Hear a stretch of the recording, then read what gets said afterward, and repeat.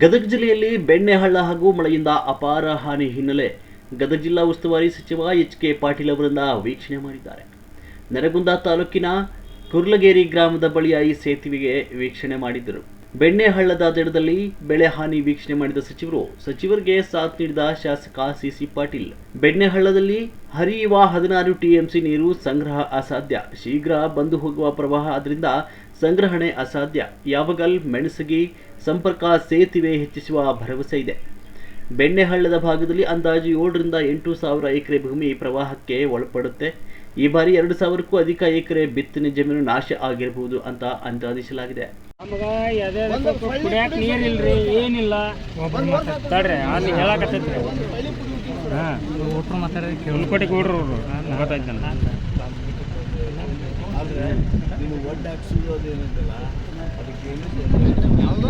ಬಂದೇ ಅಲ್ರಿ ಕೊಡ್ರ ಇಲ್ಲ ಮೆಂಬರ್ಗಳು ಹೇಳ ಎಲ್ಲ ತಗೊಂಡು ಮೆಂಬರ್ಗಳು ಹೇಳ್ರಿ, ನಿಮ್ಮ ಮೂರು ನೀವು ತಗೋರಿ, ಏನು ಮಾಡೋದು ಅಲ್ಲ ಮೆಂಬರ್ಗಳು ಮಾಡ್ಬೇಕು. ಅಲ್ಲ ಅವ್ರಿಗೆ ಹೇಳ್ತೀವಿ, ಅವ್ರ ಮೇಲೆ ಹೇಳ್ತಾರ ಹಿಂಗಾಗೈತೆ ನಮ್ಮ ಮೂರು ಒಟ್ಟು ವಿಷಯಕ್ಕೆ ಅಂತ ಹಚ್ಕೊಳ್ಳೋದು ಇಲ್ಲ ಅಂತ ಅನ್ನುವಂಗೆ ಅನ್ಸ್ತಾರೆ. ಈ ಒಡ್ಡಿಂದ ಏನೈತಿ ಒಡ್ಡಿಂದ ಹೇಳ್ತೇನಪ್ಪ. ಹ್ಞೂ ಸರ್, ಊರಿಂದ ನೋಡಿ ಸರ್ ಎಲ್ಲ ಹಾನಿ ಆಗಿದೆ.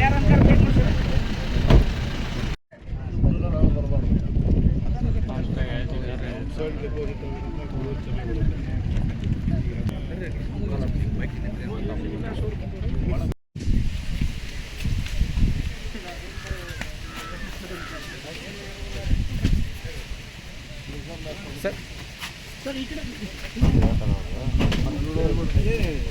ರೋಣಿ ಮಳೆ ಇಟ್ಟರೆ ಸೀಸನ್ ಹಾಕಿ ಬಿಟ್ಟದ್ರೆ ಸರ್ ನೀರು ಬರ್ತಂತ ನಮ್ಗೇನು ಬರ್ತದೆ. ಈ ಟೈಮ್ನಾಗ ಇಷ್ಟು ದೊಡ್ಡ ನೀರು ಬಂದಿದ್ದಿಲ್ಲ. ಇವು ಬಂದಿದ್ದು ಈ ಸಲ ಬಂದಿದ್ದು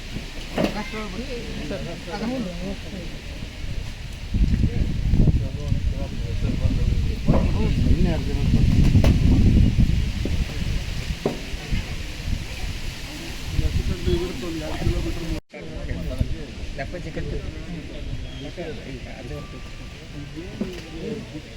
ನುಕ್ಸಾನ